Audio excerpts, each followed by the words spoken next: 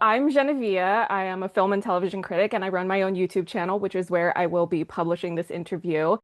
I have to first say congratulations on this series. It's incredible, and you are phenomenal in it. And actually, my first question is an icebreaker to do with Baz Luhrmann. That we were just Okay, talking about great. Baz before we started We recording, were. but what is your favorite Baz Luhrmann project? Ooh, I love that this is how we've begun this interview. This is an interesting way to begin, but I love it. Um, I would say I think I grew up on Baz's Romeo and Juliet. So for me, that's the one that probably is closest to my heart. What about for you? Well, I saw Elvis 18 times in the cinema, Okay, so so it's gonna maybe be that one.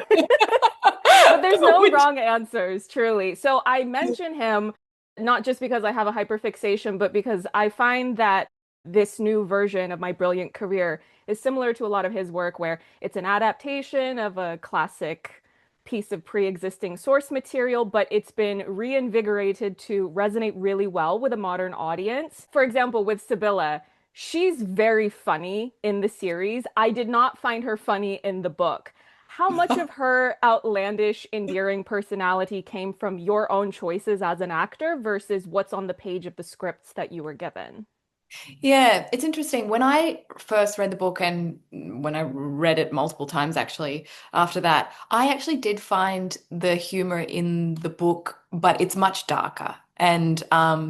But I think Miles Franklin as an author is incredibly funny and it's a humor for her time that would have been very modern and very bold and very outspoken for a woman.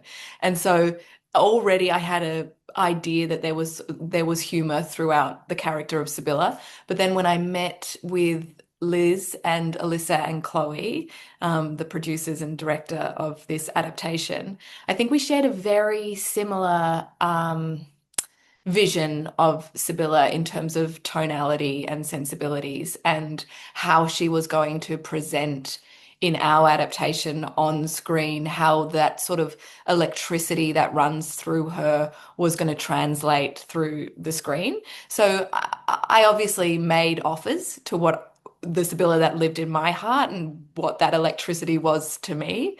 And then they met it and sort of super boosted it by also putting incredible music. The visuals is there's a very teenage lens to the cinematic language of this series. So yeah, we all sort of met in the middle in terms of tonality and then did what we could to nurture it from different angles. The way that Sybylla moves through this series, there is this tremendous urgency to almost everything that she does. How did you maintain your stamina when playing her with that really high level of urgency, but keep it from becoming one note? Yeah, just fear. Fear is a really good motivator, I think. No. Um, I knew that she was going because she's such a determined, ambitious character. I knew that there was going to be a sense of urgency with anything that she put her mind to, and she's this character that is as much mind as she is body, particularly because she's a young woman in the world seeking new experiences. She sort of is all forward in body and also all forward in mind. So in terms of Philippa as the actor trying to conserve energy, I was pretty grateful that I met this project in my, spoiler alert, but in my 30s. Because I have been through what it is to be a young female, still young, guys, still got it. But I also can see it sort of from a bird's eye point of view. And I knew that in terms of filming and filming every day, the discipline would be around eating properly. Shout out to Rachel Marcus, who was the best caterer in all the lands in South Australia, who the produce was just beautiful on this set. But every detail was beautiful on this set. But also just like getting to sleep as much as I could. I don't think I would have been able to meet Sybylla's energy if I wasn't disciplined. So there was this sort of um liberation into the character, but through my own personal discipline, which, was a different way of shooting for me because often I love the social aspect. I love getting to know the cast really, really well. And in this, I did get to know everyone well. I mean, by nature, working this closely with people, you sort of bond really closely. But I wasn't going out for dinners or going out for drinks or getting to know them outside of work. We were all really committed to telling this story in the right way and conserving energy to be able to do that. So we found other ways to bond with each other inside the world. Sybylla is highly averse to marriage, but she does end up having a really beautiful love story with Harry. What would Mm. you say is the basis of her attraction to him in this version? That's a good question because I really love that question because Sybylla believes and feels love wholeheartedly. She is a character of love. Everything she does is through passion and through love. And she absolutely falls in love with Harry, but she defies the conventions of marriage and what that means to her life and her career. I think with Harry, she is obviously struck by how gorgeous he is. They for a young woman, they are new feelings, the attraction and aesthetic attraction and arousal, and we kind of explore how that moves through Sybylla's body, but at the same time, when she goes to Five Bob, she's also, Augusta opens her world up to new ways of writing and supports her in a way that she's never been supported before. She tastes things that she's never been tasted, and she drinks things. So while she's also incredibly attracted to Harry, she's starting to be really aroused by life. And I think Harry sort of, in that part of the story at Five Bob, represents that opening to the world. And in our version, I think we see, yeah, as much as she starts to fall for Harry, we see her start to really fall for life, and he represents that. And there's arousal across the board. That's a strange sentence, but just watch and you'll see. I really enjoyed how this series offers both entertainment but also an insight into history. Was there anything particular in Australian history that you latched onto to better inform how you approached playing Sybylla? Yeah, I think it was definitely what women of the 19th century in Australia what challenges that they faced, and how they were expected to be in terms of domestic life, in terms of marrying and having children, um, and how immovable that would have been for a woman in this period. And obviously, we still face challenges today as females in terms of preordained expectation.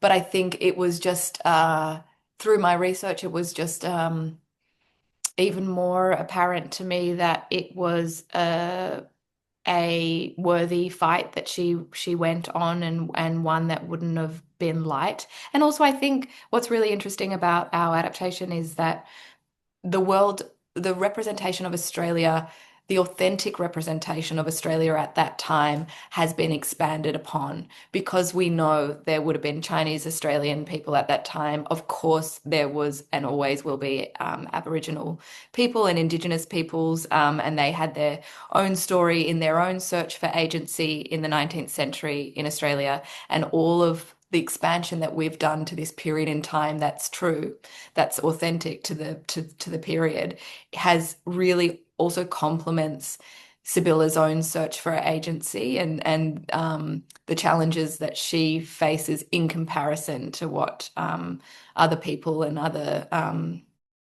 uh, yeah, which I just think they make the whole story, the true beating heart of this story, more robust by having more stories and more characters.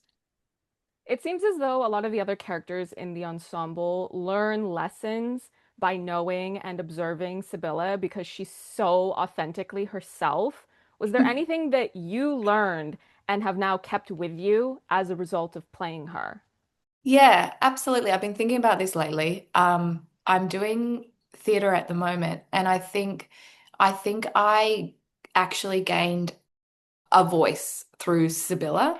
I think because she's such an external force and she tries her hand at everything. And of course, we see that she absolutely falls flat on her face and she has to pick herself up multiple times. But because she is so forward and so determined and so ambitious, I had to sort of channel that through my own body. And then I've held on to that after playing Sybylla. And I think it's the first time in my career as an actor that it's a different voice to the voice I have known previously, and it might not obviously work for every role, and you'd hope that I could modify and change it when needed. But I'm externally louder and I externally am taking up more space. And I feel confident that a creative path is the one that I should be taking. And I know that it won't be straightforward, but I will try again, which I think Sybylla has taught me. That kind of relates to one of the many questions that I drafted, just so I would have options to choose from. I was reading through some descriptions of other acting jobs that you've done, and comparatively speaking, it seems as though My Brilliant Career is wholly unique. Do Mm. you have a specific acting method you tend to rely on, whatever it might be, Stanislavski, Meisner, or do you modify your approach to acting based on the unique qualities of a job like this? Exactly. I think it's for me, it's that. I've certainly I started off in the industry straight away on a soap opera in Australia for 4 years when I had just turned 18. So I say I got an apprenticeship in the industry rather than getting that sort of classical training and that university training. I sort of went straight onto the tools and had to work it out as I went, but also had the luxury of being employed and being supported financially. And when I finished that apprenticeship, I did sort of grapple to learn what I could and did try doing workshops and master classes at the different methods, just so I knew what was out there and what other actors were were talking about, and probably so that I could be in the conversation as well, to be honest. But when I approach characters, it is quite free form. I think this scripts to me are Bible and what I can kind of glean from. I've been lucky to do two book adaptations, and so I have so much source material there, and that's the starting point for my character research and character building. Um, but it'll change from project to project. Sybylla's relationship with August is really special. Was there anything in particular that you found really meaningful about being able to play that? Yeah, Aunt Gussie, the Queen of the World, Kate Mulvaney. Everything she does turns to gold. She's in Elvis too, Yes, you know? yes. Yeah, she's there. She's just a legend of our industry and of the industry globally. Um, I think it was so interesting with the experienced women on this set, like Genevieve O'Reilly, Kate Mulvaney, Anna Chancellor. They from the get-go took me under their wings and taught me so much, but also mentored me and encouraged me to go above and beyond as try to go above and beyond as Sybylla. So Kate was particularly special. Gussie was particularly special because we started filming the series together. The first day of shooting was when in episode 2, when Sybylla gets to Five Bob, she tries oysters for the first time. That was our first scene ever. And Kate had 20 oysters, and I think I had about 25 that day. So it was 9 a.m. It was too early for that many oysters. So it was a it was a really bonding experience. Um, and we quickly formed sort of that humor and that banter and that but also because Kate was such a mentor to me, it was easy enough to sit in that Gussie Sybylla world because Gussie was also opening Sybylla's eyes up to new experiences. Yeah. And then just one quick final question to wrap up this interview. What do you hope viewers get out of watching this version of My Brilliant Career? I really hope that it's joyful. I really hope it's a balm in this pretty fragile world for people. And I hope that women feel that they can stay true to their own internal path and make their external worlds match what they feel internally, one way or another. Well, thank you so much. If it means anything, it was definitely joyful for me. I kind of scream laughed at her introduction when she's performing what she performs in the show's opening. I was like, I'm obsessed with her already. I don't know where this is going, but I love You're her. there for it. I'm so moved to hear that. Thank you. It really means a lot. It's the best series I've watched all year. Like, Oh. this reminds me I don't need to completely quit on television. Yes, I love that. That's the best feedback. I retire. That's all we need. Thank you. Well, thank you so much. Thank you. And have this is our first, I think this might be my first US interview for this show. So thank you for doing that. Oh. Well, hopefully it was fun. It was great. New Year fireworks paled to a shadow beside the light that exploded inside me at his touch.